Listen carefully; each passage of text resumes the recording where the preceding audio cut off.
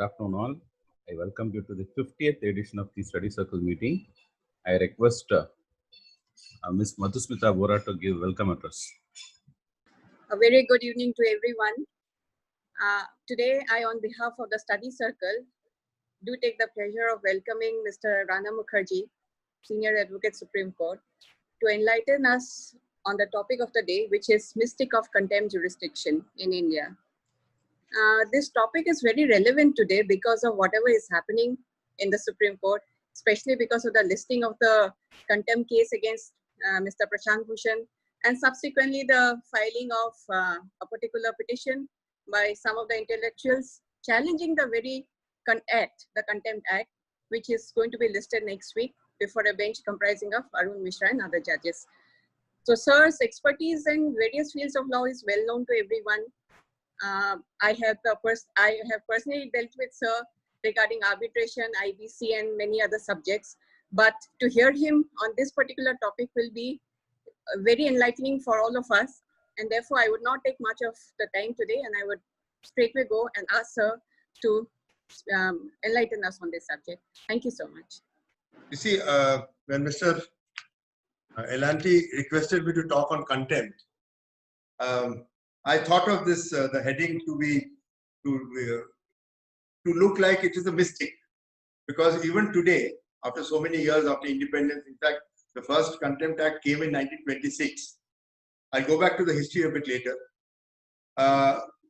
What exactly is contempt in common parlance is, or if you look at Black's Law Dictionary, someone who's contemptuous of anything which is rational or which is accepted by society. When that translates into a contempt with regard to court and court proceedings, that is when a regulation is required, and that is what has happened in so many countries, including in India. The common law doctrine was that a court of record, now a court of record is not defined. Now all those who practice in the original side of the Madras High Court, Calcutta Bombay High Court, and Delhi High Court. Delhi High Court came in 1969. A court of record would imply, it is not defined, would imply that those courts whose records are kept and can be taken as evidence and is binding on subordinate courts. Now, for example, any order by the High Court will be binding on the subordinate court or a coordinate bench of that same court. An order by the Supreme Court or judgment of the Supreme Court by dint of the Constitution and by dint of the Supreme Court rules would be binding on all other courts subordinate to it. Though High Court is not supposed to be subordinate to the Supreme Court, both are constitutional courts. There is no hierarchy which says that it is an appellate court in the normal sense. It is only an apex court, as they call it. However, in India, we have understood, right from Privy Council to the Federal Court to the structure of Supreme Court, that once Supreme Court says something under 142, it becomes the law of the land enforceable. Now, before coming to the 1971 Act, which is in vogue even now, the first act you see in the High Courts Act of 1861 declared, gave power to the Legislative Committee here to set up High Courts. Now, the first High Court was set up in West Bengal, that is Calcutta and Fort William, and the letters patents have that this shall be a court of record, which would imply that it would possess of the power to punish for contempt. Now, that was followed by the Chennai and the Bombay High Court, which also had letters patents assigning them that power to set up a High Court. Now, till 1861 and the other High Courts which came up, the next was Allahabad High Court, then Patna High Court, and subsequently other states had High Courts. Like if you remember, Hyderabad had its own High Court. The Travancore had its own High Court. They were not all governed by the letters patents. So they had their own rules and regulations. But wherever the Indian dominion was controlled by the Government of India Act of 1877, followed by the last was 1935, it was all regulated by these acts which the British Dominion settled in India for regulation of courts and court proceedings. The first Southern Court was actually set up in Madras in 1761. I hope I got that date correct. The year might be a bit close to 1761. So from there to 1971, we've had first the 1926 Act, which is just a one-page act, which actually then conferred powers on other high courts also to punish for contempt. There's no definition of contempt given, neither civil nor criminal. The 1952 Act went a step further and allowed high courts to regulate its own proceedings to punish for contempt, and also of contempt of lower courts. Now, while this was happening, we will keep it in mind that Order 39 Rule 2A of the CPC 1908, which was before the 1926 Act, contained the provision akin to contempt. Now, 39(2)A is violation of any order of injunction passed under 39(1). So it means that any injunctive order passed in favor of either the plaintiff or it can be against the plaintiff also, if violated by anybody else, would invite an application under Order 39(2)A, which would mean that it is almost akin to contempt. It was framed at a time when the contempt law was not in vogue in India. So that provision still remains in the statute book, and the Supreme Court, right up to 2013, on terms held that this is an independent power akin to contempt. The power to punish is ingrained in that section itself. Similarly, and one more addition to it is that a final decree could not invite 39(2)A because the interim order would merge into the final decree. So the decree is executable under Order 21. So the court said Order 21, if the executing court passes some injunction order, that can be a contempt of the executing court. But you cannot have an injunction or contempt complaint in execution of Order 39 or Rule 1. Similarly, in the CRPC, we also have Section 345, which provides for contempt of certain sections of the IPC, which is, not adhering to the public servant's command to come and produce evidence. So 177, 176, 177, 178, 179, and I think 200 of the IPC. These are all to do with public officers discharging duties as judicial commissioners, because remember IPC is 1860. Those provisions have still not been amended. So certain terms you will find in both the CPC and the IPC, which relate back to the old regime. So it is now understood by Amendment Acts otherwise to say that these shall mean the current regime of magistrates and sessions court, etc., etc. So this is insofar as the contempt jurisdiction till 1952 is concerned in India. 1950 was the constitution which provided for Article 129, that is the power of the Supreme Court to punish for contempt, being a court of record, and Article 142(2), which I said, power to enforce its own orders by the Supreme Court and also punish for contempt. So these two, as I discuss further, are held to be independent of the 1971 Act. Similarly, the High Court would have Article 215, which is akin to 129 of the Article 129 of the Constitution, relatable to the Supreme Court powers. Now, after 1952, the government felt that this contempt was not because there were a lot of violations of orders, and there were many chief ministers who were actually criticizing judges and judgments of the high courts. So they thought of the Sanyal Committee report. The Sanyal was actually a Solicitor General at that point in time. And he said that we need to give more teeth to the Contempt of Courts Act because people are wantonly not following orders of courts. And in that process, the Supreme Court had the occasion to deal with these matters and came to the first conclusion that PC 129 and 142 are independent of the 1971 Act. The 1971 Act came after 1967 when the first Law Commission said that, the Law Commission relating to contempt of courts, said that there's a necessity of defining what is contempt, there's a necessity of making what is fair criticism, and everything had to be bound into the Act, which was not there earlier. So, when we look at the structure till 1971, the power to issue contempt orders or hold someone guilty of contempt was understood to be under the 1952 Act read with the Constitution. Now, 52 Act was inadequate. So the 71 Act came up. Now, if you can, Mr. Murthy, if you can show that the 71 Act for a minute. In fact, the preamble to the Act says, the statement of objects says, it is, okay, just hold it there. I'll just read it out from here. It is generally felt that the existing law relating to contempt of courts is somewhat uncertain, undefined, and unsatisfactory.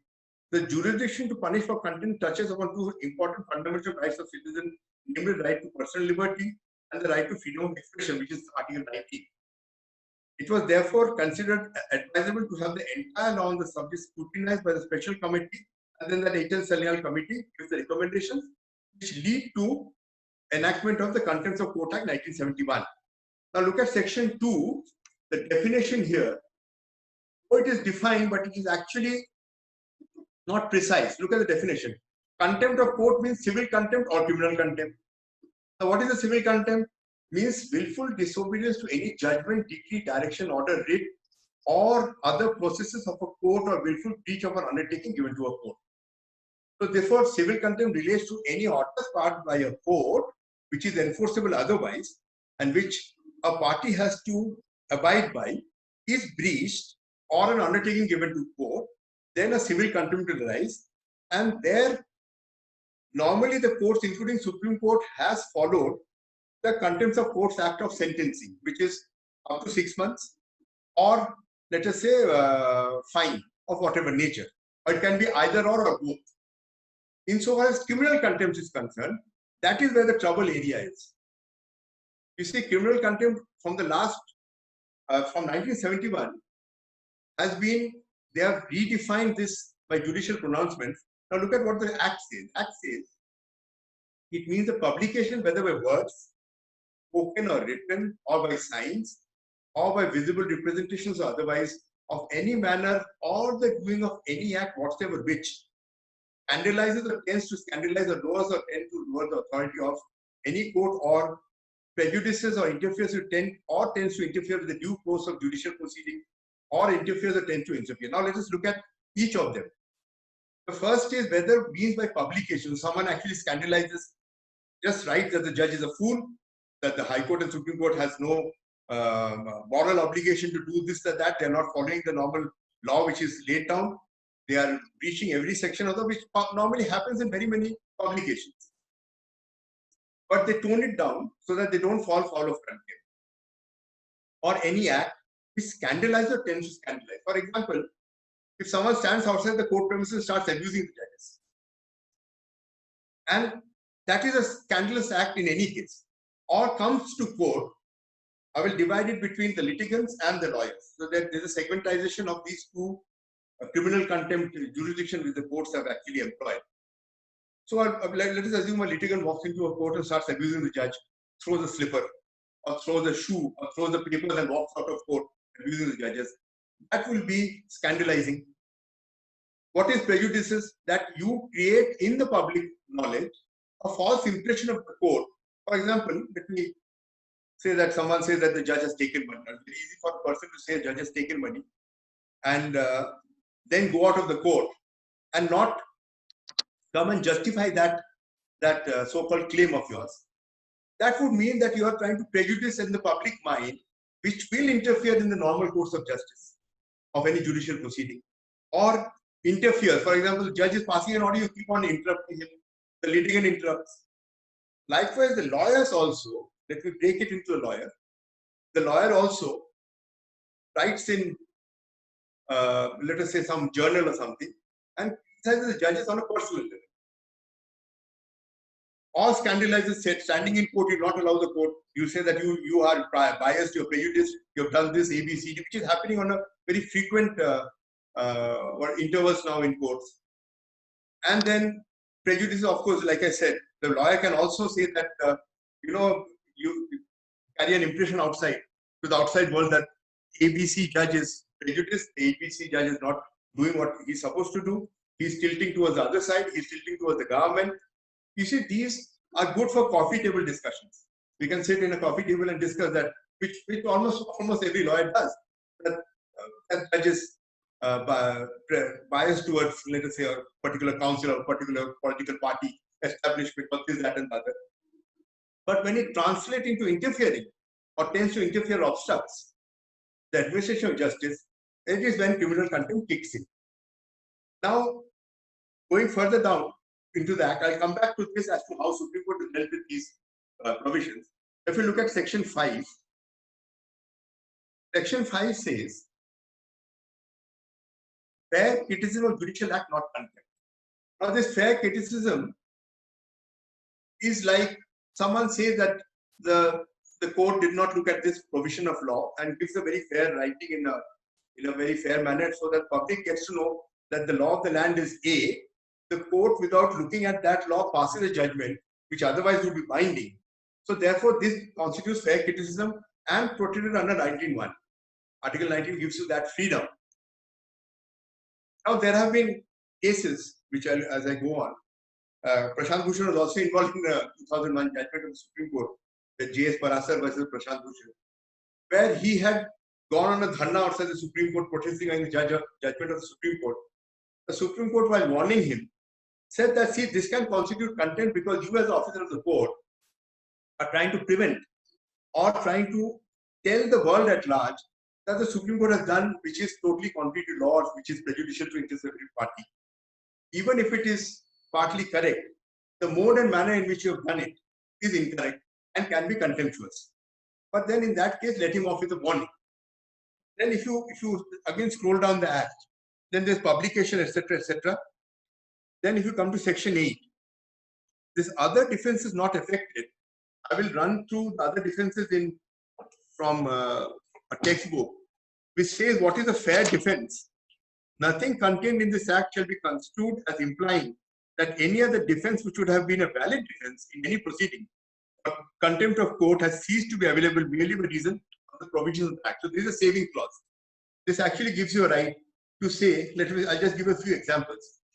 You see, if there's an accidental or casual or unintentional act, you can rely on section 8 and say that, no, I'm protected by this, it was my misunderstanding.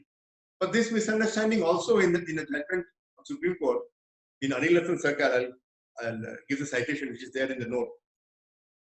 They said that the state of West Bengal, despite 6 rounds of litigation and mandamus being issued twice over, refused to comply with the judgment of the Supreme Court and the High Court. First the High Court, then the Supreme Court. The Supreme Court issued notice and the Finance Secretary came up and said, no. My understanding of the judgment is this. The court said when a clear mandamus is issued, you have to obey.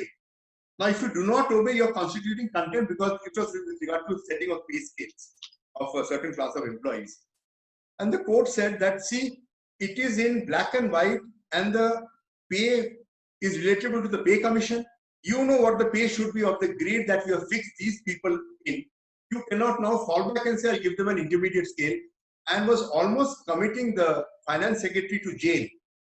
But then at the last minute, the court gave him a chance to purge himself out of the contempt. That is a common word used in most of the contempt judgments. You purge yourself outside the act of contempt. So he came back next week and he said that, no, I have now complied. So the sentence was kept away. He was not sentenced. A fine was imposed. But this judgment became a kind of a benchmark for courts to enforce mandamuses by way of contempt. Because otherwise what happens is, some judges feel, no, you go back and file a writ again. So a mandamus is being enforced. If the government refuses, some courts feel, no, you file a writ. So that it goes on in a spiral circle. Here the Supreme Court put its foot down. It said you cannot have litigation going on and on the same subject matter. And a mandamus means that is a command to the government. You disobey the command, the government has to be put to task. So this was a seminal judgment, Anil Rattan Sarkar, and we should rely upon in very many cases to say that the government cannot take the right of fair defense to say my understanding of the judgment was this, therefore kindly pardon. There are judgments which the court says no, this kind of benefit should be granted, but they grant them one more time to comply.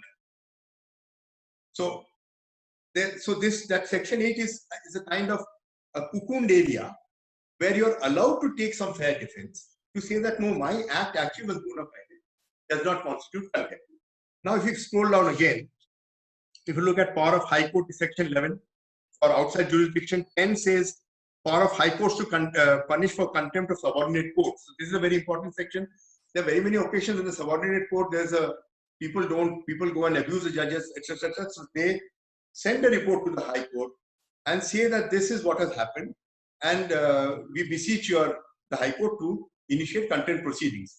The High Court has the right to have evidence recorded by the lower court itself, and then call for a report and then punish for contempt. So that is a protection granted to the subordinate courts to say that it does not go haywire. Advocates and litigants should not then feel that since the contempt jurisdiction is not there for the subordinate courts, we can do whatever we want. So this is a kind of safe catchment area where the Supreme Court and the High Court has the power to enforce probity and good conduct in lower courts, which is a very important facet of law because they are otherwise not protected. Now, if you scroll down again, if you come to section 13 is very important. Contempt not punishable in certain cases. In fact, after the Arundhati Roy judgment where truth was not held to be a valid defense to save yourself out of contempt. If you remember, Arundhati Roy had written very strong articles against the Madhya Pradesh, the Narmada Dam Bachao Andolan, and she had actually used very strong language in some publication. And she came up and said that, see, my understanding is that the tribals are being affected. And Supreme Court in that judgment delivered by Justice R.P. Sethi held that no, truth is not a defense, is not available under the Contempt of Courts Act, however hurtful it may be. But if your actions are contemptuous, you're liable. So she was sentenced to a day's prison and some fine. That prompted the legislature to come up with the 2006 amendment of section 13. If you look at clause B, contempt not punishable in certain cases, the court may permit in any proceeding for contempt of court justification by truth as a valid defense if it is satisfied that it is in public interest and the request for invoking the said defense is bona fide. Now, this is one section which Mr. Bhushan takes recourse to about 19 to say that, see, I am speaking the truth, but since the matter is sub judice, I will just touch upon it briefly later on in the lecture. The courts feel is that, see, even if you speak the truth, you have to do it A, in the public interest, B, you have to have backup material to say. It cannot be a shoot and scoot kind of thing. You see, you just stand up in public and say that, no, the judge is corrupt. Let us assume in a given case, I'm not taking this case. And then if someone confronts you with it, you show well the corruption. No, it is my understanding that he's corrupt. That is not good enough. That becomes contemptuous. That is because you're slamming the judge where the judge does not have a right of defense because he will never be called to the box. So the judge is left undefended. The gentleman, whoever is a lawyer or a private person or a litigant, would make this statement and it creates an impression in the minds of, especially if it comes from an officer of court, in the minds of the public at large. And then there's no stopping to this kind of, I'll call a slanderous attack on, let us say, the institution or a particular judge or judges. So it has to be the public interest. It has to be with some backup material, which is not in this section, but I feel that is how judges look at it, that you have to back up your assertion of a negative impact, of a negative trait in a person, in the judge. It couldn't be the institution, because the judge is only the institution, or the institution is through the judge. And therefore, you're casting aspersions on the institution without substantiating it. That would be contempt. And that is what, in a straight line method, number of judgments are there, right from Nambudripad, etc., to, Duda, Narayana and everyone, which I'll come later on. They have held that you can have fair criticism, but you cannot just go off the rocker and start making all sorts of allegations without backing up that. And so that would be contempt. Now, if you look at section 1415, 14 is also procedure where contempt is in the face of Supreme Court or a High Court. So this is an enabling provision, despite the Constitution being what it is. The courts have now interpreted, right from that E.C. Mishra case, which came from Allahabad High Court to the Supreme Court, that the last judgment on the subject is Kurle, which was delivered just 4 months back or 3 months back. That you cannot, abuse the judicial process, the judges, create a tandem in court, and then take recourse to 19 and 5, etc., or 8 or whatever it is. The court said, independent of this Contempt of Courts Act, the High Court and the Supreme Court is vested with inherent powers of contempt, which is independent of 1971 practice. And the rules which are made under the 1971 Act by each High Court and the Supreme Court would actually regulate and govern the provisions relating to issuance of contempt on any person who is held guilty. Normally, these cases where you see a civic contempt, Supreme Court normally adheres to the 1971 Act. Largely in principle, they do so. And so does the High Court. It is only when the contempt is on the face of the court, which means that, you know, you're scandalizing the court, it constitutes part of contempt, criminal contempt, where the court would have to then, you know, either take the advice of the Advocate General of State or the Attorney General or issue suo motu notice. And that suo motu now has been held that the requirement of the Advocate General, the Attorney General certification is not required because that contempt constitutes a face on a contempt on the face of the court. That means it happens where the judges see the contempt being committed. I'll give you an example. There was this case which came from Bombay, the Boss School of Music. And in course of hearing, one of the ladies, they were creating a lot of ruckus in court. I remember court 3, Justice Pasat and Justice Ganguly visited. She took out a slipper and threw it on the judges and said that you are corrupt. So the allegation which was being investigated by the Supreme Court was that they were involved in occult practices, in black magic, this, that, and other, in the name of that music school. So when that happened, the Justice Pasat immediately sentenced those people to jail. Justice Ganguly felt that no, a due process has to be followed. We have to allow them to purge themselves out of contempt. So this difference of opinion led to this matter being referred to 3 judges. Now in 2012, finally, a bench headed by Justice Kabir held that when it is on the face of the court and when you're doing it in presence of the judge and abusing him or scandalizing the court, then you need not follow the other procedure where you have to issue notice to the attorney. You can take the help of Attorney General's opinion, since it was in the Supreme Court. But these are provisions which are ingrained in the Constitution, which is more powerful than the Contempt of Courts Act.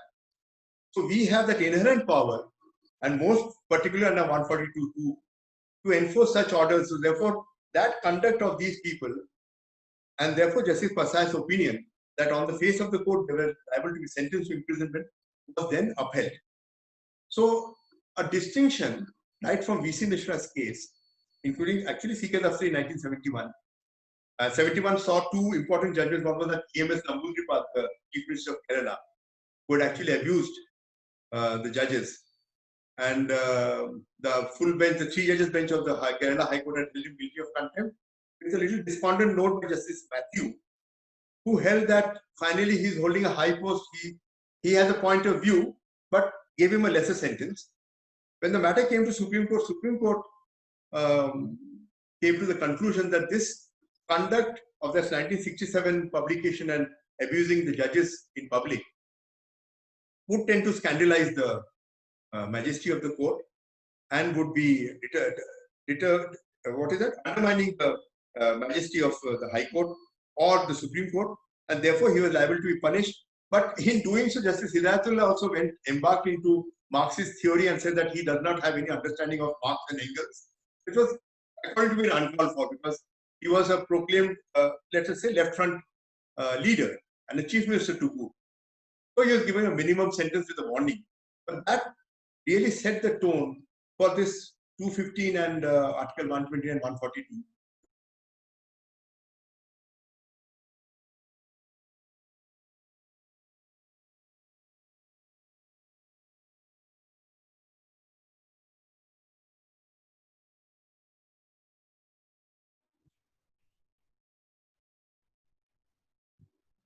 Yeah, is it all right now? Yes, sir. You have been unmuted, sir. You can speak. Something happened now. Yeah. So this is how, it starts. And now if you look at the necessity, let me come back to the necessity of a contempt law as held by courts. It is, like I said, the dictionary meaning says that when you are contemptuous of the judicial proceeding or the judicial setup as such, and you tend to be abusive and you tend to overreach the powers of court, the majesty of the court is protected by virtue of this, the law of contempt, which also is found in the Constitution. And therefore, this so-called fair criticism, which is normally taken as a defense, which is noted in that Prashant Bhushan case of 2001 and that Namboodiripad case of 1971, which is 71-1 SCR 697. They said we were subject to restrictions under Article 19. So you cannot be like a unruly horse and start taking law into, it's almost like not taking law into your own hands. Now, what was significant in the Prashant Bhushan judgment of 2001 is that he stated that he was a stakeholder, he was an officer of court, therefore he had a right to protest. Now, what the Supreme Court said that, you see, if you are an officer of court, you have to understand there has to be a quietus to a litigation.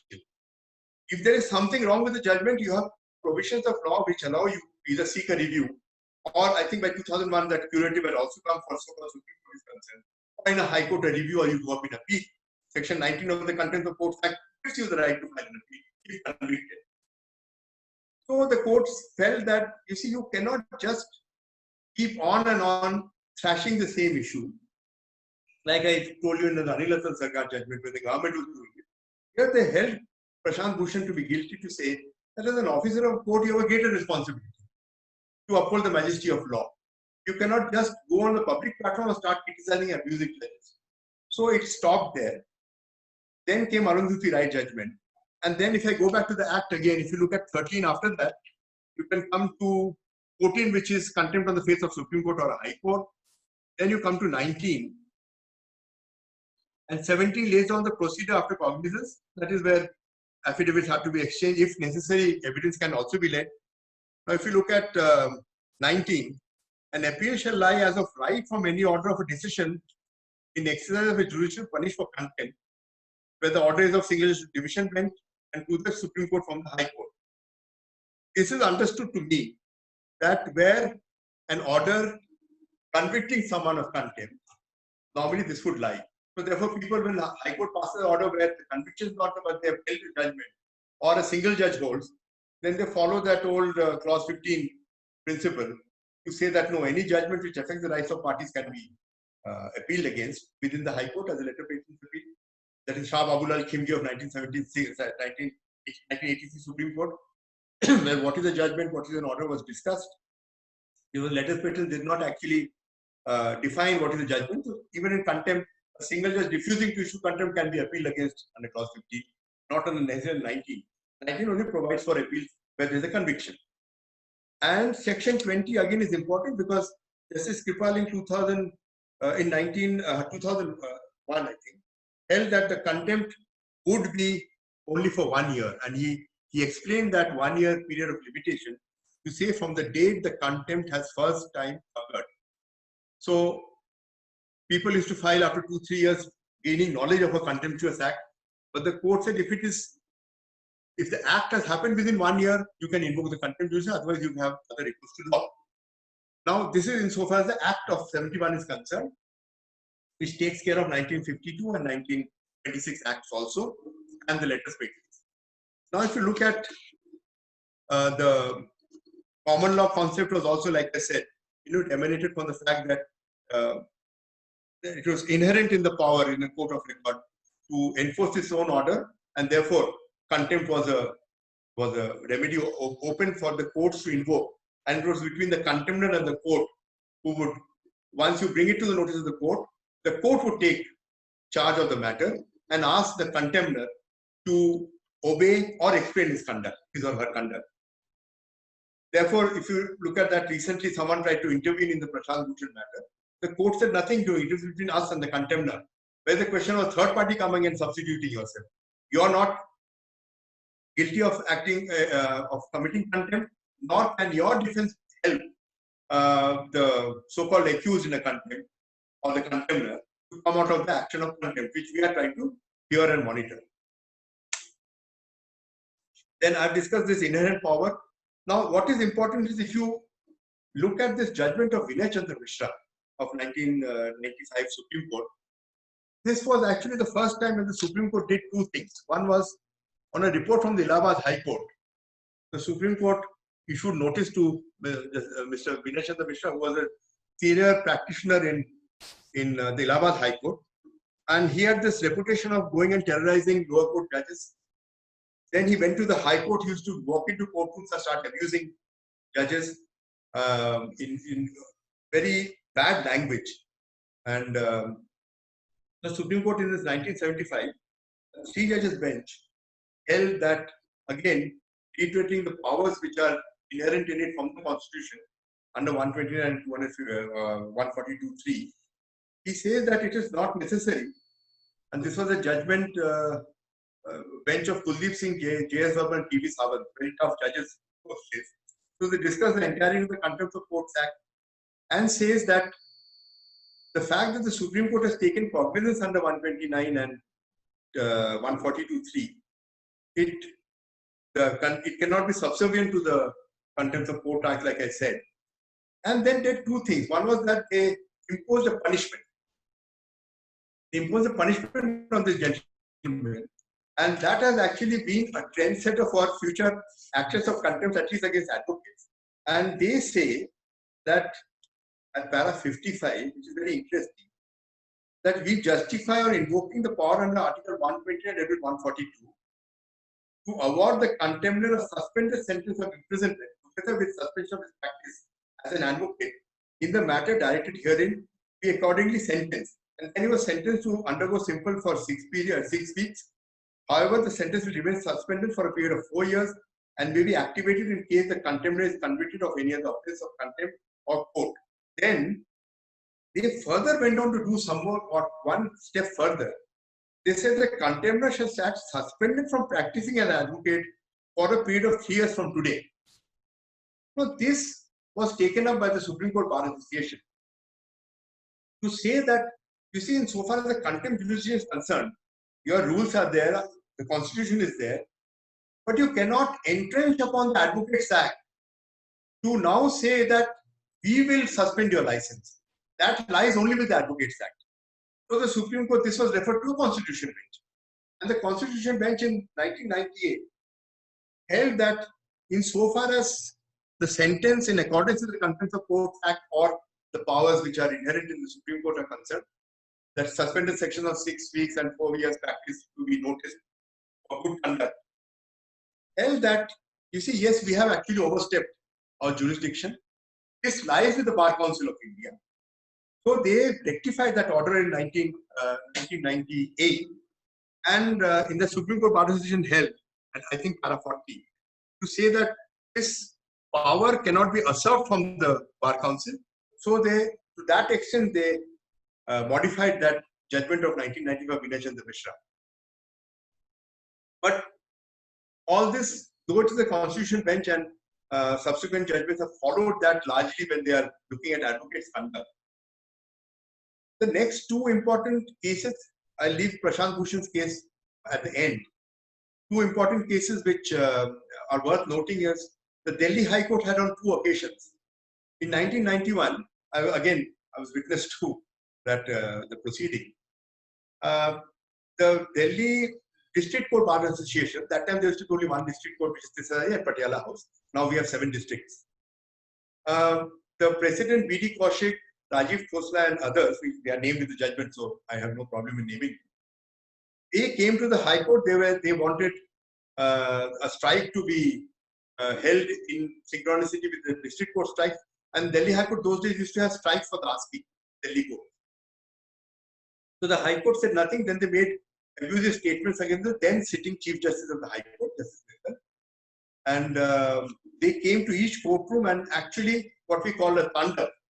They stood on the tables and danced and abused lady judges and this, that and other. It was all recorded. So a suo motu contempt of the full court was issued to these 5 or 6 gentlemen.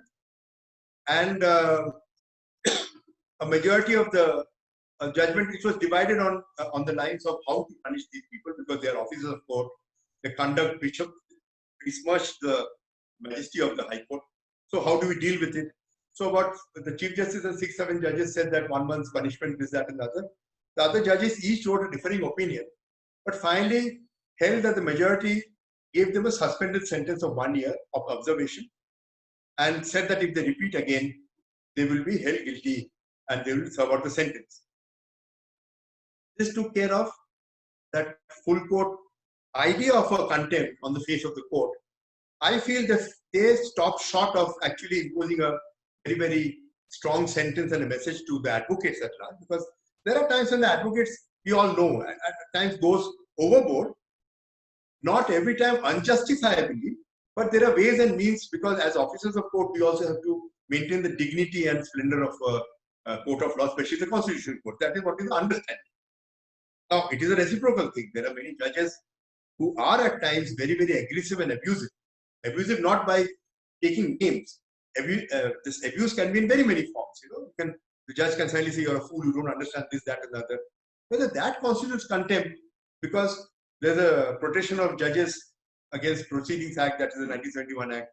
Now, they cannot take shelter of those that has not been tested till a very interesting judge from Chennai was transferred to Calcutta. I'll come to it later on. And there the Supreme Court exercises inherent jurisdiction.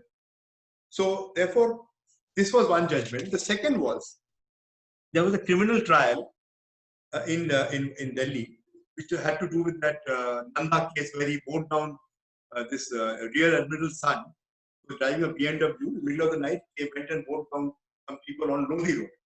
Some people who come to Delhi, like Mr. Murthy, Mr. Om Prakash, and others who have come to Delhi regularly, know is that road leading to Lodi Market and upwards. They mowed down, and the senior advocate appearing for them, there were two, one in the trial court, Ayub Khan, and the second was Mr. R.K. Anand, who was the senior advocate of the Delhi High Court. There was a sting operation because the rumors were going on that they're trying to set the cases and they're trying to tamper with evidence, and a lawyer. And that came to a head, and contempt notice was issued. So Delhi High Court, a judgment of Justice Lokur presiding over the bench, who later on came to Supreme Court and now retired, held Mr. R.K. Anand and Ayub Khan to be guilty of contempt, and also in the process stripped them of their, recommended that their senior gown of Mr. R.K. Anand should be taken off. I do not know whether Ayub Khan was then a senior. I think even his gown was taken off. Now that went to the Supreme Court. Supreme Court considered that in 2009 and held that their conduct was reprehensible. They were tampering with evidence. They were not acting as lawyers of court, and they had shown no contrition to what they had done. There was no unconditional apology, and in any case, the act that they had done, which tended to interfere with the administration of justice, was contemptuous, which could not be rectified. So they did not. They discarded the affidavits and they sentenced them to him to prison, but suspended him. Then in 2012, Supreme Court had a change of heart. This is Alam, who had written the earlier judgment also. This gentleman came up and said that his wife was suffering and that he would do some community service and he would contribute some money for upkeep of some destitute people, etc., etc. The Supreme Court then said that though the contempt is upheld, the sentence was then set aside. So a fine was imposed, and this community service, etc., was imposed on him. Insofar as Ayub Khan was concerned, the Supreme Court, on a re-examination, said that no, it doesn't seem that he was directly involved in that act, and so his sentence, he was relieved of the contempt charge. But Mr. R.K. Anand has never, he could never get back his senior gown. So I do not know whether he's practicing now, but this is what the Delhi High Court had, these two major instances where they had exercised jurisdiction. And in the second occasion, the Supreme Court had the occasion of looking at it and confirmed the view that it is, even this would constitute a criminal contempt and would go and strike at the very root of the justice delivery system, therefore would tend to impede fair decision making because you are interfering with evidence. Now, this is independent of the section 341 of the CRPC. CRPC, like I said, but here this gentleman was tampering with evidence. He was trying to influence the witnesses as a lawyer, mind you. So it is a very serious charge. So Supreme Court said, and of course they recommended to the Bar Council, but I think later on the Bar Council did nothing about it. I think the gentleman has now faded from practice, so he's not there. So this takes care of these two instances. Now this, like I said, Vinay Chandra Mishra was clarified. Arundhati Rai have also. Then Supreme Court also, in that power under 142, while dealing with the Supreme Court bar association matter, had remarked that, you see, like in A.S., if you remember A.S. Antule's judgment, where the Supreme Court said that a special tribunal is to be created and this, that, and the other. In 1988, then that went up in reference to a 7 judges bench, where the 7 judges also in same lines felt that, see, you cannot, by an order of court, create a kind of tribunal which is non-existent in the CRPC. The act committed by that his Chief Minister of Maharashtra would have to fall within the four corners of the CRPC. Therefore, they set aside that portion of the judgment of A.S. Santule and R.S. Naik A.S. Santule. And that is what was largely done in the Supreme Court Bar Association when dealing with P.C. Mishra's judgment. Now, if you look at this P.N. Duda versus Shiv Shankar's case, now please remember this. I am primarily of criminal contempt on the face of it, mostly by lawyers or by responsible citizens. So this P.N. Duda versus Shiv Shankar, if you remember, Shiv Shankar was earlier a judge, then he became a law minister. And he had this habit of actually shooting off the hip. And he started making comments against the High Court and the Supreme Court, saying that these judges are all for Javildars, they do not care for the downtrodden, and we do not expect justice. And he went on and on like this. So there the Supreme Court initiated contempt action, but however, gave him the benefit of doubt by holding a very magnanimous view of the matter, said that he should not be so intemperate, he should be more careful in future. And they said it was within the realm of well-informed criticism. I don't know how the Supreme Court could say that, because he was actually very categorically abusive of the Supreme Court judges by categorizing them as, let us say, zamindars or people with big pockets. So therefore, the poor will never get justice from the court of law. All this Supreme Court could have, considered sentencing, but they said, though it is scandalizing, but we will not impose a sentence. Then came the very interesting. I will come to Justice Kannan's incident as a last leg, just before what is it called, Prashant Bhushan's current problem. Now, in the meantime, what had happened was, while our courts, every High Court and every Supreme Court has from time to time heard matters where contempt is alleged, have held people guilty of contempt. But in the meantime, the British Parliament in 2013 has abolished this concept of scandalizing the court as part of a contempt regime. They still hold that inherent power, but it's not found of a statute. The US courts, right from 1791, where the first act was enacted there, they have this power of issuing contempt, and mind you, their judges, even the district courts, have the power to initiate immediate contempt against the advocate in course of proceedings. So that is a different contempt jurisdiction which has also been tested in a number of judgments in the Supreme Court in the United States. There, that the Sullivan doctrine of free speech or chilling effect, which is also being used by Mr. Prashant Bhushan, to say that if you stop free speech, which is violation of 19, which will have a chilling effect on democracy and democratic rights, was considered. And they have diluted that power of contempt to a certain extent. But in our country, since we have motor mouths, if I may be allowed to use that word, people shooting off the hip at any given chance. The moment you come out of court, you sit in the cafeteria. I'm talking of Supreme Court. Most people have this habit of saying that if he doesn't get an order, oh, the judge is corrupt, the judge is a fool. So these are things, which as officers of court, we have to be very careful. We can hold a view against a judge. We can hold a view that he is pro-landlord, he is pro-tenant. He doesn't want to listen to advocates. That's one view. But to keep that as a corridor gossip which spreads where there are clients sitting, everything, the rule of law takes a beating. And that is why this contempt jurisdiction has not been diluted in India. It is because people in this huge country, people have different opinions. Now, I will tell you, like, we have these social posts, and there's these two legal portals which we have in Delhi, at least the Bar and Bench and all. People abuse judges on those platforms. Now, how is it that how will Supreme Court keep on issuing contempt notice to each and everyone? Someone has to point it out to them. Now it becomes an unending process where there are some characters, if you go to Bar and Bench, my personal experiences, that they have a habit of criticizing every judge personally on issues, on their integrity also.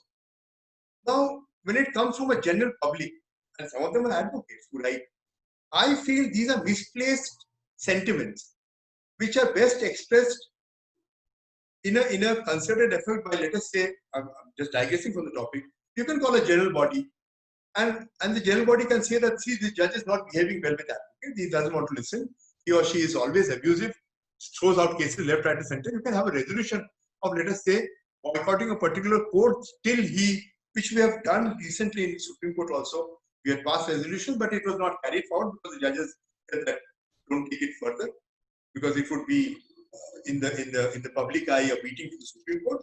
So the judges, according to me, tempered down, but not for long. Some judges have the habit of, again going back to the old ways, and so are lawyers. But the responsibility has to be two-ended. I mean, the lawyers owe responsibility and duty to the court, so do the judges. They have a higher responsibility of maintaining decorum, of maintaining how to conduct proceedings in court, of trying to at least give a lending ear to someone who's trying to make a point, of not shutting out people who, according to them, do not matter. After all, they are human beings. So a judge may have a personal opinion of a particular advocate from the bar days, and that opinion can carry on in courtroom, and that at times reflects. And that lawyer, in his overzealousness or in his attempt to protect himself as a lawyer first, he also forgets he's representing a client, takes it on the judge. So where does it stop? See, the contempt of court is only an enabling power. The responsibility lies both on the judges and the lawyers. If the judges don't respect a basic minimum decorum in court, and it happens so often, I'm making myself bold to say so, it happens so often that there are judges who just will not listen to reason, will just be very, very dismissive, not on matter as a matter of habit. No, I've seen. For the Supreme Court, one can say you have 60, 70 matters which judges normally read and come. Some judges in the High Court also do so. But that does not mean that you shut off everyone without a word being spoken. Now, I'll tell you something. Let us look at, again, I'm digressing. Let us look at the attitude of judges. There are judges who say, why are you appealing for such a client? But our law says that nobody can go undefended. How is it possible? How can the judge make such a remark in court? Isn't that contemptuous? From 1898, Allahabad High Court had said, in a criminal proceeding, no criminal will go unrepresented. It is a part of the CRPC that a legal assistance will be afforded to such a person. It matters, the judges make a comment. What is this? How are you appealing for such a client? Hey, everybody has a right to defense. I will say that sentence itself is contemptuous of the process of law. And unfortunately, if it comes from a judge, which actually the judge can put in a different way. No, I'm sure there's no defense available. I'm sorry, I will not hear you because what you're projecting is wrong. But that they don't do. They actually get very, very personal and aggressive on issues. And they spew it out in court, which according to me is not fair. Which according to me actually disables the lawyer to have any recourse to the behavior of a judge. I mean, you cannot always take the cover of the fact that no, he or she is a judge. He's done what he has to do. You can go higher up. But what happens if it happens in the Supreme Court? Where do you go? You can't go anywhere else. There are instances where these matters, the judges rise at 11 o'clock, 60 matters disposed of without hearing. I will say even that is, part of cutting short the judicial process. No person on earth can say that I know everything under the sun. So isn't that action also, when our judicial system gives a cover that this is the hierarchy, and you go right up to the Supreme Court, maybe in innocuous order, it will be something, at least have a minute say. I would say that also is not a contempt in the nature of a contempt of court, but is a contempt in the behavior of the judge. And that is undefined. So there's no recourse to such behavior. Now coming back to the Justice Kannan and Justice Kadju's incident. These two are very interesting because this is where Supreme Court took, let us say, 3 or 4 steps more than what it should normally have. Justice Kadju, in a very famous case called, I think, Jiva or something, where a lady was thrown off a train or she jumped off a train, and those people were convicted with death sentence matter. and a bench of a 3 judges bench, because now Supreme Court death sentence would have to go to a 3 judges bench. Supreme Court acquitted those people, giving them the benefit of doubt, saying that it seemed that the lady had jumped. So Justice Karju again is one who goes on blogs and he writes slightly disparaging remarks about personalities, judges, and judgments of court. So he made very, very personal remarks that these judges have no knowledge of criminal law. They could not have been acquitted, this, that, and the other. So someone pointed it out to the bench where Justice Gogoi was then in Court 6, I think. And they initially issued just a notice telling him that we are not issuing contempt, but you please come and explain your stand. But you will not go into evidence, you will say why you have made this comment, what is your understanding of this matter. So Justice Karju came and there was a whole posse of lawyers following him. There was some Shivratri Mela going on in Supreme Court and the court was jam-packed. And the court started hearing the matter. They asked Justice this one some few questions. Then they put those blogs to him in a printed form and said, what about these statements? And they gave one copy to the Attorney General, Mr. Mukul Rohatgi. Mukul Rohatgi initially stood up and said, yes, they are contemptuous, they are scandalous. Then he tempered down. He said, no, but they are undermining the majesty of this court. Then the court said, okay, we are issued contempt notice. So he was a retired Supreme Court judge, mind you. He was a retired Supreme Court judge. And the Supreme Court was holding its own to contempt. Now, this is what I'm saying. You see, while on the bench, one cannot complain of a judge's behavior to be contemptuous. We can discuss. But after retirement, the Supreme Court overstepped, according to me, and issued him a contempt notice. And that, led to a series of events in court.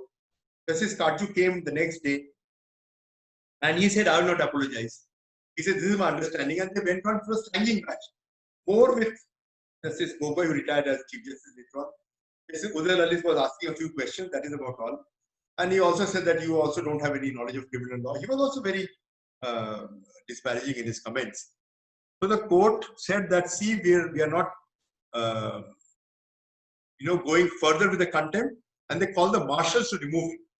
And he had made a remark in court, and don't act smart with me, to the judges. I was also a Supreme Court judge, please don't act smart with me. So he was almost physically removed from court and they put a quietus to it. Now coming to Justice Kannan, which is one of the most, I'll say, watershed in the history of contempt jurisdiction in India. Justice Kannan, as you know, was a Madras High Court judge. And he was serving there. And he had some issues with, he had very many issues, which he personally felt that he should address these issues by writing letters. So, these letters used to, according to him, go unattended. So, he started making personal allegations against his brother judges, against, let us say, denomination of a person, saying that nobody listens to me because I belong to a particular community. That was his view. And that extended to a day when there was some writ petition, I may be corrected, where the Chief Justice's Court was dealing with a writ petition to do with some judge's appointment, if I remember correctly. And it seems he, while sitting in courtroom, he walked out of court, took off his robe and went into the Chief Justice's Court and made a hue and cry. I understand there was some strong words used also. The Chief Justice retired to his chamber and then sent a report to the Supreme Court saying that this is what is happening and this has to be corrected. I think this continued even when the next Chief Justice came, and then he was transferred to Calcutta.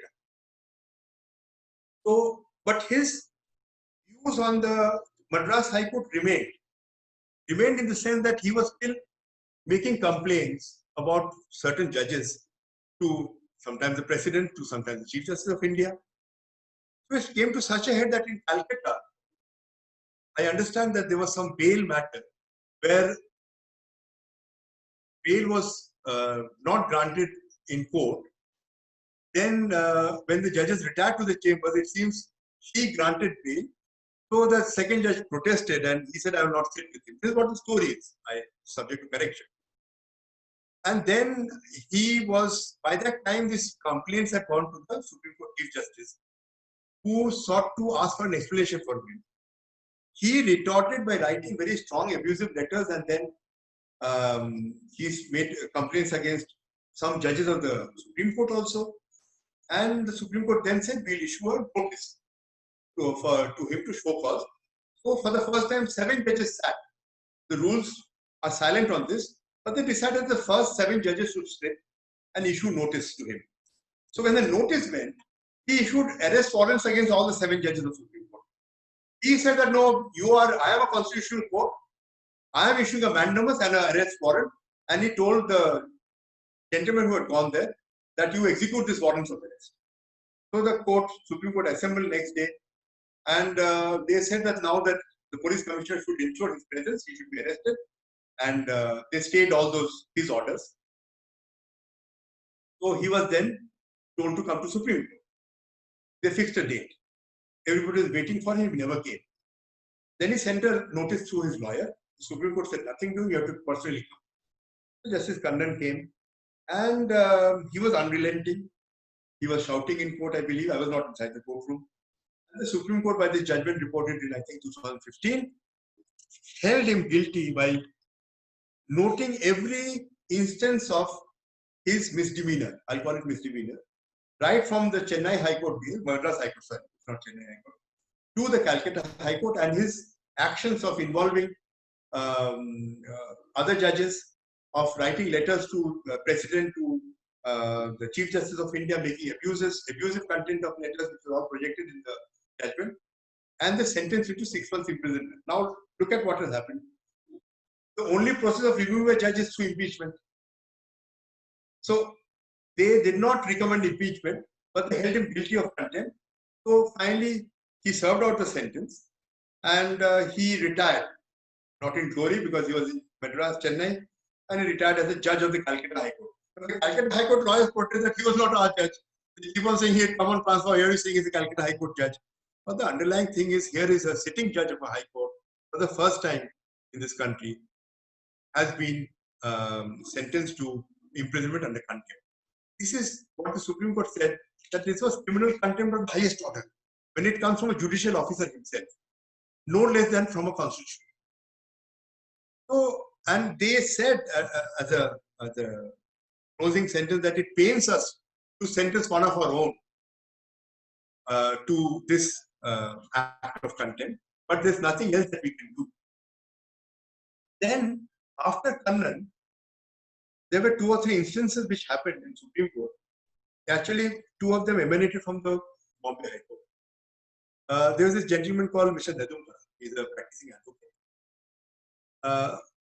It is said that he has this habit of, it is recorded in the judgment, so I can make this statement, that he has a habit of browbeating judges in the tribunals, where contempt was also issued, because if you remember, some acts also have contempt now within their domain, like the Companies Act, the Administrative Tribunals Act, they have their own rules framed. The Consumer Protection Act has section 25 and 27, almost akin to contempt. It is for enforcement and imprisonment.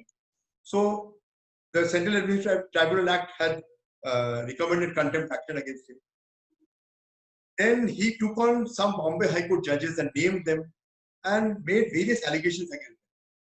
The Bombay High Court, one particular sitting judge, he had some angst against him, held him guilty of contempt, and then he filed some writ petitions in the Supreme Court. One of which was a sequel to the judgment which regulated, designation of senior. Remember, Supreme Court in that 3 years back came out with a judgment in the Jai Singh's case, where they said that how a senior is to be designated, and they said we have set our house in order, the Supreme Court house in order. That judgment was challenged by way of a writ petition by this so-called Bar Association of Bombay, where Nedumpara is supposed to be the leader of the bar. And in course of arguments, he made some very, very caustic remarks against the 2 sitting judges there, particularly against Justice Nariman, by saying that you do not have a right in all this, and your father is practicing here, and it went on, and Justice Nariman took particular umbrage at the tone and tenor and the way he was trying to browbeat the judges. It is noted in the judgment, Nedumpara's judgment, issued him show cause. On the day when it was to be heard, he again came and abused not abused in that sense, but was very strong in his language against, I believe, Justice Vineet Sharan and Justice Nariman.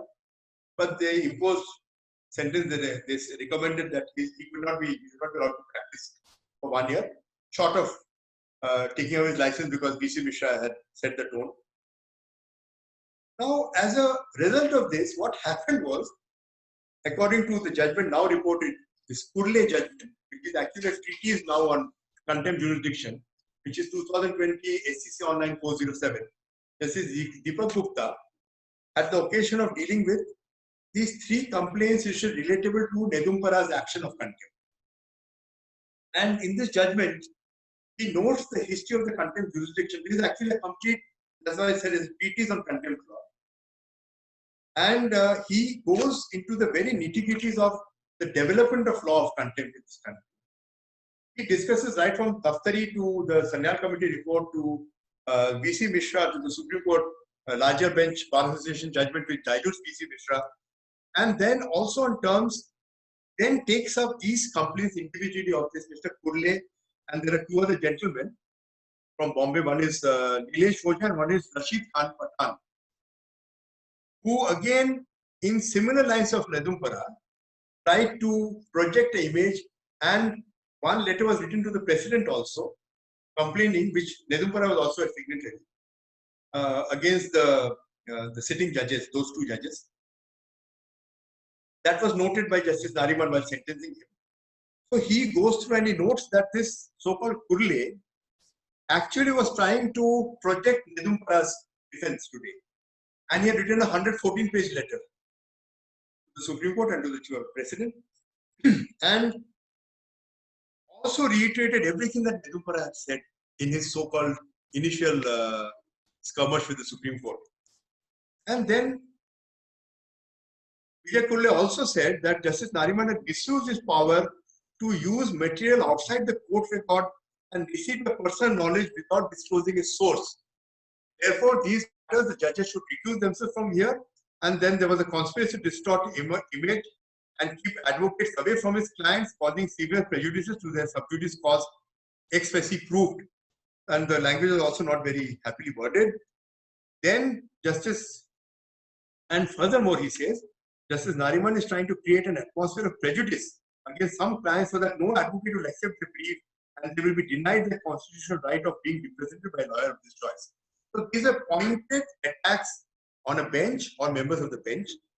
And Justice, with quite a lot of consternation, he notes at para 67 that we fail to understand how Sri Vijay Kurle, who is a lawyer, claims it to be his fundamental right to initiate criminal proceedings against judges. Some members of the bar cannot hold the judiciary to ransom by threatening judges or initiating criminal action. If this trend is not dealt with firmly, then any party against whom a case is decided will start filing criminal cases against judges. The judge has actually not noticed the Protection to Judges Act. But in any case, he goes on to discuss, and he says that this so-called repeated complaints by these 4 gentlemen against that sitting judge of the Bombay High Court, against Justice Nariman, Justice Vineet Sharan in the Supreme Court, would be the absolute example of a total abuse of process of law, of court by lawyers, no less lawyers, and therefore they have to be dealt with very, very severely. And they said also at the prelude that poor level of understanding of a judge, and then they sentence each of them. Because again, defense of truth was taken as a valid defense. The court said you cannot substantiate. These are all vile and reckless allegations. Where is the proof? In any case, there can be no proof. You cannot file a criminal case. So then they hold them guilty and of contempt. And then they say that this defense is not, because it is scurrilous and scandalous against the very institution itself. And he said that once you attack the judge, you attack the institution. So this Kurle judgment can be looked into as a future reference for, let us say, encyclopedia on contempt law. Many people may have some disagreement with the way in which they deal with the 3 advocates. But in my opinion, the way the judgment has been crafted, it seems that he has taken care to take care of interests of both the sides, the institution, as well as the lawyers as a body. As a responsible body, equal stakeholder of upholding the majesty of law. Now, you see, like I said at the beginning, civil contempt is very clear in its terms. There's an order, there's a violation. There's an undertaking, there's a violation. The court will take cognizance. And largely the civil contempt of the Contempt of Courts Act will take precedence in sentencing. One of those judgments was Lieutenant Colonel P.R. Chaudhary of 1990, one of the first few contempts I had done here in Supreme Court. And there the court sentenced the gentleman and sent him straight from Supreme Court to Tihar jail. The allegation there was, if you remember, Justice P. Ramaswamy in 1991, there was a controversy regarding his tenure in Punjab and Haryana High Court. And it later on translated into an impeachment motion in the parliament. There, the Chief Justice, then Justice Sabyasachi Mukherjee, had put up a notice on the court that anyone who wants to not to go to that court can give a letter to the registrar avoiding that court. Now, in this particular case where I was personally appearing, we had an injunction of not alienating certain flats in a society in a vacation court of which Justice S. Ranganathan was a member. Now, the bench which came up later on, the bench composition was Justice V. Ramaswamy in Court 4 with Justice Ranganathan, and the third judge was Justice Yogeshwar Dayal, who was again a very tough judge. So these gentlemen used to walk up to court and say that we don't want you to hear the matter. It went on for 2 or 3 days. Then Justice B.P. Jivan Reddy became part of the bench, and he on one particular day noted each of these instances when we protested from the other side and said that no, this is wrong, this is almost contemptuous. How can you keep on, just because you cannot take advantage of the notice, because the judge who had actually passed that order was part of the members who want to avoid him. So then issued a notice of contempt. In that reply to the contempt, according to the reported judgment of in P.R. Chaudhary, the court said that the affidavit and his so-called understanding, like I said in earlier, understanding was concept which was discarded. His so-called understanding of the order of injunction was totally misplaced. He had, after the injunction, actually transferred those flats. Now I'm giving a little detail here. The defense taken was the agreement was to sell was done before the order of injunction was passed. But we said the fact that you have changed the status quo by executing sale deeds post that injunction order constituted contempt, and Supreme Court held that it was contempt. And from the court itself premises, they called the marshals and took him straight to the Tihar jail. Now, these are instances where you find very many judgments floating around, which says that contempt in action, a contempt on the face of the court. Now, there are some judges who are a bit soft in their approach. They will give a chance. They will think that, okay, let us not precipitate that issue. But again, the demeanor of the gentleman or the lady in contempt is very important. Like I said, in the Leela David case, where that lady threw a slipper, and there was no contrition when she came to the court to explain the conduct. They were equally abusive on that date when the hearing was taken place. And so the court said that no, this cannot constitute a fair defense or anything to do with a sane behavior. So therefore, this would transgress the limits of defense in contempt, including 19. Therefore, sentence them. Now I'll come to the current controversy. Let us now come to the current controversy, which is Mr. Prashant Bhushan. Now, in 2009, he had actually picked up, I'll tell you very frankly, that is not reflected in that order. Chief Justice Bharucha, after retirement, had said that 25% of High Court and High Court, here you to High Court, not Supreme Court, are corrupt. Now he was a retired judge. He made the statement, he went away. Now, Mr. Prashant Bhushan, after the 2001 judgment, used to go to court and make complaints against some the manner in which the proceeding was taking place, etc., etc. Finally, he came out with this interview with a magazine called Tehreek-e-Khaliq, which I believe now is discontinued. It was a kind of tabloid, and they used to do investigative journalism. He made that statement that at least 8 judges of the Supreme Court of the past, let us say 15 years or something, were corrupt. So when the interviewer asked him, can you elaborate on this? Well, no, I don't have personal details, I know they are corrupt. So it stopped there. Then a suo motu contempt emanated. When Mr. Harish Salve was appointed as amicus. And he said, no, if you cannot establish this, then you are committing contempt because you are tarnishing the image of the court as a whole. So he used the usual fair defense and 19 concept. It was referred to 3 judges, again headed by Justice Altamash Kabir. He held that no, this would invite a motion of contempt and admitted the petition. That petition was taken up last, I think, 3 weeks back by a bench now in Supreme Court, and they listed the matter. So the objection raised was that this matter has been lying in state for so many years. Now why, when the courts are not in physical functioning, there's a lot of record. And his father, Mr. Shanti Bhushan, senior advocate, also wanted to intervene. The court did not allow. The court said it is between the contender and the court, and said that we'll consider his conduct, so let's ask for a reply. So he filed a reply where he seems to establish, according to reports, that he's given details of why he feels that some judges are kind of corrupt. It is not always financially corrupt. It can be corruption in different forms, favoring a party, this, that, and the other. And I believe yesterday or today, the court held that no, this is not good enough. We will have to hear him on the contempt charge itself. So that matter is posted. The second is the second contempt which is now alive, and now contempt, I'll call it, now of his 2 blogs. One was with regard to his making a statement that the last 4 chief justices have been sold to the government. That is one broad, exact words I do not have it here. And the second was when our sitting chief justice, Justice Bobde, was in Nagpur on that 2-week vacation. He was seen sitting on an expensive motorcycle. And in that, Mr. Bhushan remarked under that caption that here is a chief justice sitting on a 50 lakh worth bike owned by some BJP politician in the Raj Bhavan. And when thousands and crores of migrant laborers are suffering, the court is not giving a hearing.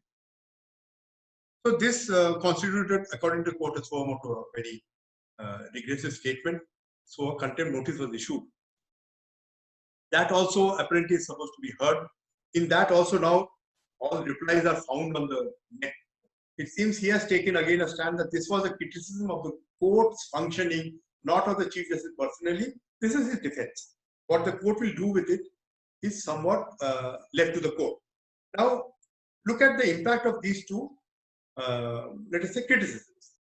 Now, if you ask me personally, I might, like I said, have an opinion on some judges. But to come on the open and scandalize by saying that they were corrupt. Now, corruption, like I said, can have very many facets to it. Is it financial corruption? That's a separate aspect of the matter. Is it corruption like you favor a particular party knowingly?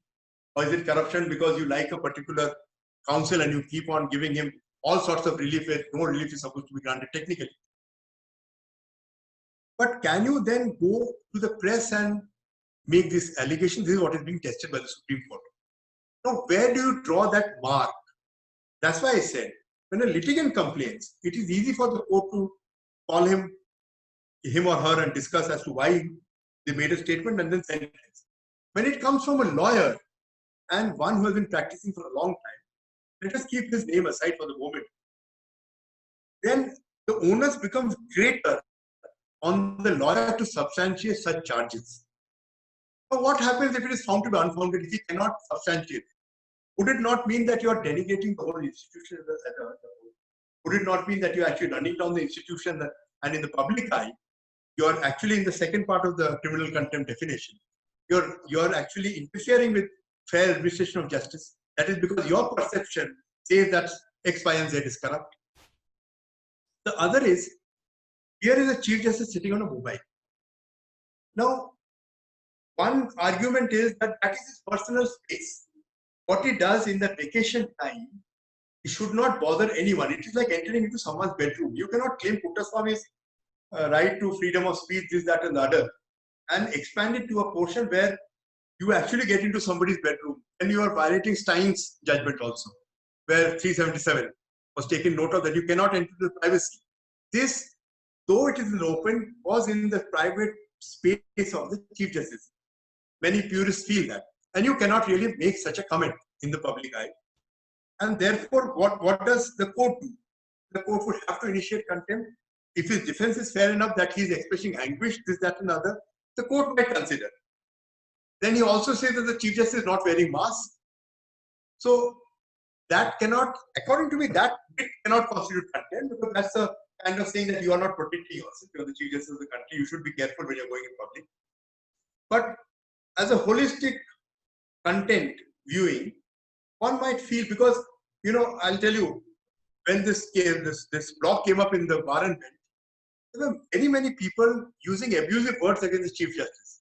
He as a practicing lawyer, I would not like it. I lodged a complaint with the bar and bench. I said, this is contempt. The fact that you're allowing, as a portal, such abusive comments to come on your space is actually you're also stepping beyond your line. So just be careful before that, or block the comment section and put a notice to the people who have used abusive words. But they did not reply. But today, so we are faced with this power which is there, inherent in these courts, the constitutional courts, the responsibility on both sides of the judges and the lawyers as stakeholders to maintain the majesty and the dignity of the court, not merely in execution of orders, but in conduct as well. That is what the contempt of court largely tries to control. Now, in that control mechanism, the Supreme Court and the High Courts have all said that, you see very well, we should contempt notice, but one opportunity should be granted to the persons to purge themselves out of the contempt. That is the word used, purge. Now, there are certain common words which are used in a contempt jurisdiction. I put a glossary at the end of the note. There is a contrition, that when you file an affidavit, you have to show that you are actually sad, you are remorseful, you regret your action. It is unconditional. You are bowing to the majesty of the court. You will not commit this mistake. It was not willful. It was an intentional, conscious, calculated, and deliberate. And then it was not done with the full knowledge of committing contempt. So these are terms which you will find in contempt jurisdiction. Even when someone drafts, they will say that this is what has happened, or he has breached the undertaking, or there is no unequivocal or unconditional apology of an action in contempt, which is a prerequisite for purging yourself out. So the court then takes control. There are many judgments where the court feels that the moment you say that I apologize, I have made a mistake, but the moment you say but, then the court says, no, this is not unconditional, this is conditional. There's a question of there being a but. You either say that, no, I was wrong, whole and soul I was wrong, or else you have the other defenses available which, if not accepted, then you will be punished for contempt. So this is how the contempt jurisdiction in India has been, let us say, rotating on a sphere. And that's why I use the term mystic of contempt jurisdiction, because, you know, like the death penalty, which is a very just-centric sentencing policy as noted by the Supreme Court, this also becomes a very just-centric. One judge feels that this is contempt, the other says, no, you go and execute it. I will not execute contempt. This is not contempt. So different judges take, because there are no yardsticks to what is good conduct, to what is criticism, fair criticism. There is again no yardstick to how far an injunction, if violated, can be said to be contemptuous. Because, you know, there was a famous judgment where the government came up and said that we have financial difficulty, we cannot implement your order. That mandamus cannot be implemented. So Supreme Court petered it down. So it nullified the entire judgment. Now, would that now constitute contempt? Because the judgment will say that financial inability of, especially the government, cannot be a defense. That is what is being done in the ATR telecom matters now. The Supreme Court says, no, you cannot allow these people to run away by saying that, no, we don't have the money. So these are all, you know, this is how the contempt jurisdiction rotates on its sphere. And in India, I do not think there can be any move to dilute the contempt jurisdiction like they have done in the West, especially UK and US. US is still a bit stringent. But to say that contempt is a very unequal power given to the judges to rope in recalcitrant litigants or abusive advocates would be, I think, too early now, because are a very important facet for determining that. Now, before I end this, I would just like to add one as a last comment. That is, if you see the sentencing policy also, the sentencing at times can vary from judge to judge. I'll not say from court to court, from judge to judge. There are judgments you will find across the board where the court has castigated a person very strongly, but then says, okay, I'll impose a fine. Then there are some judges who say, no, even for a, let us say, would impose a fine of, let us say, 3 months imprisonment, 6 months imprisonment, so and so. And under 129 and 215, the courts have said, we have actually unbridled power because this is a power which is given to us by the Constitution, the 1971 Act. 2 other instances I'll give you. One is the Sahara matter, Subrato Ray. There, if you recall that SEBI judgment, where he was found guilty by he was not giving money, that gentleman was committed and he was taken into custody in a contempt action, where he was, I think, in custody for at least a year, was given a go-by. They said, no, we are not governed by the Contempt of Courts Act. And after some deposit of money, he came out. Normally, what is it? A deposit of money would be an execution. But the court said, no, we have given a direction, Supreme Court has given a direction to give back that money which should go to the investors. You are in contempt, go in one. The second was in the Unitech Builders matter. Of course, there I appeared for the Delhi police. The Unitech people had somehow some advice. They challenged an order of non-grant of bail by the High Court in the Supreme Court. That converted itself into a major action for the court, which relating to allotment, this, that, and the other. And the court, of course, I'll take part of the blame. The court, on a suggestion made by me, I said that the fact that they are selling flats and they are giving to some and not to the other, they are not allowed allocating flats. The Supreme Court said that you deposit money, in failure you will be in contempt, therefore you go to jail. But without using the word contempt, they were put in custody. The entire managing director, directors, the board of directors, everyone was put in custody. And they said deposits on 700 crores or something as a money which could be utilized for the rehabilitation or paying back, because many people wanted the money back. Some said they want flats. So before the IBC proceedings, they said deposit money they could not. So they were kept in custody. The matter traveled from the Chief Justice's court to Justice Chandrachud's court, who also held the same view that no, you have to deposit the money, otherwise we are not granting you. So this is the second aspect. The third also is in the Amrapali, again, that housing court matter, where 3 judges bench is actually monitoring, 3 or 2 judges bench is monitoring. And they have held that the court, the directors are misleading the court, even on with question to forensic audit, this, that, and other, and told them to be taken into custody by saying that this act is contemptuous, but not holding them guilty of contempt because they are not satisfactory. So these are instances where, akin to contempt jurisdiction, Supreme Court has expanded its hold on the right to punish someone for contempt. So these 3 are glaring examples where the Supreme Court has done something. They say in the larger public good. They say because we want to protect A, the investors in Sahara, B, the allottees of flats or people who want the money back, and C, also in Amrapali, where they hold that they are actually misleading the court on affidavits, and they say that they should be taken into custody. The fourth most important matter is the Kingfisher matter, which is still pending in the Supreme Court. 2016, I think, 2016. That contempt, the defense was that he has now gone out of the country. The court told the ED to enforce his attendance, that other matters are pending in the UK courts. They could not enforce his attendance. That contempt has come up again for hearing now. It will be interesting to see what the Supreme Court does in the matter, because how can you convict a contemptor without hearing him or call for affidavit? I'm sure they'll call for affidavit. I believe his affidavit is not to be traced. All sorts of things are happening in that matter. But the Kingfisher matter again is a standalone matter which has so many facets of law, which has been violated by this gentleman and his body. So this is how the contempt jurisdiction has evolved over a period of time, has developed, let me call it developing, and it's still developing, and the court is testing. So the 2 test cases actually were of Justice Kannan and Justice Karju, where Justice Karju, of course, was not sentenced, though the court observed was guilty of contempt. But Justice Kannan was, of course, put in for 6 months imprisonment, and so he could not actually later on go and carry out his duties as a judge, because in any case that would be a bar. Nobody would assign him any work. he retired.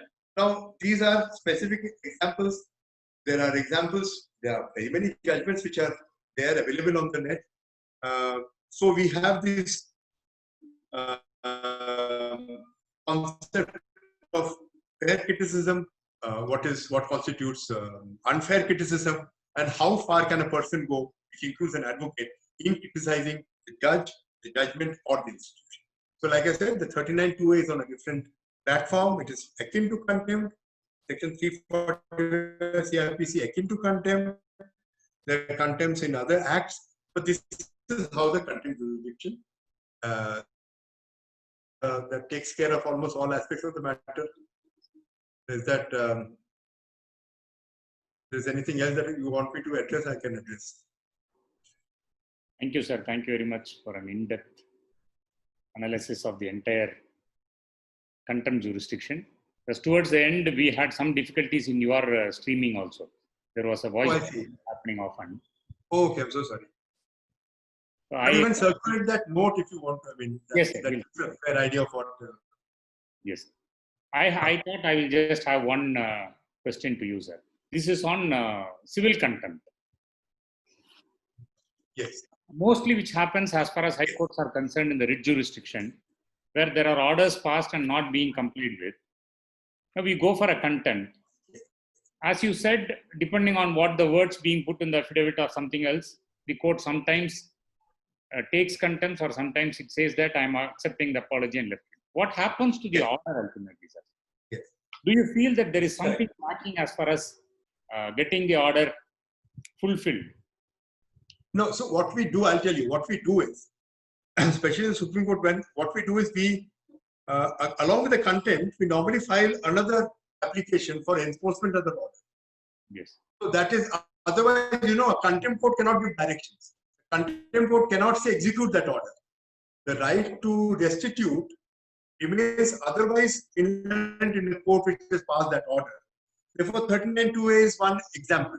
That is at times imported by these courts in civil contempt to say that now we take care and we hold this person guilty of contempt and the possession should be handed back. That you see under, like I said, they say High Court and Supreme Court are not controlled by the Contempt of Courts Act. So they at times do that. Like I said, in this Major General P.M. Bhattacharya, 1993, 2 Supreme Court cases 533, they did that. They said that he was to be jailed and that flat should be allotted to this gentleman who was complaining of contempt. So that is, the civil contempt is, I feel is on the softer side. There are courts which say that no, you go and wait for the final decree, we'll see what happens, it will merge, this, that, and that. But if there is a positive order, it constitutes contempt according to 55. Thank you, sir. Thank you very much. Now I invite Mr. Murthy to give a vote of thanks for the session. Good evening to all. It is indeed my pleasure to thank our senior, Sri Rana Mukherjee, Senior Advocate, Supreme Court of India, on behalf of our study circle. Our senior took us to various aspects of today's topic, mystic of contempt jurisdiction in India, in an elaborate manner, and enlightened us into various nuances of contempt. In a lighter end, I would say there is a general opinion amongst our participants here that whenever there is a session from Delhi seniors, it will be an academic purpose for the subordinate court practitioners, and it will be useful for the High Court and Supreme Court practitioners. However, today our senior has broke the barrier, and today's session made not only very interesting, but also made it practically purposeful for law practitioners across all the courts in India. It is a treat to listen to the senior who took us to the historical background and development and evolving contempt proceedings from various acts such as CPC, CRPC, and Constitution of India. In addition to that, our senior has also took us to various citations which are very important for everyone who wants to invoke the Contempt of Courts Act.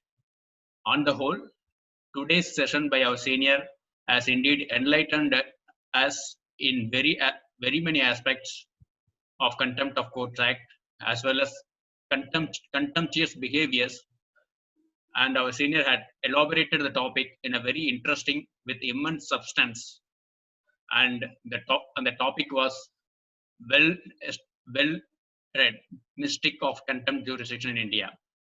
On behalf of Study Circle, I thank our senior Sri Rana Mukherjee and all the participants here. Thanks to one and all. Thank you. And I believe someone has given a clarification that Prashant Bhushan has criticized the Chief Justice in his personal capacity. Yes, he has done that in a personal capacity. But anyway, I am happy that I could be part of the 50th session of yours. And thank you once again for inviting me. Thank you. Thank you very much, sir. Thanks. Thanks for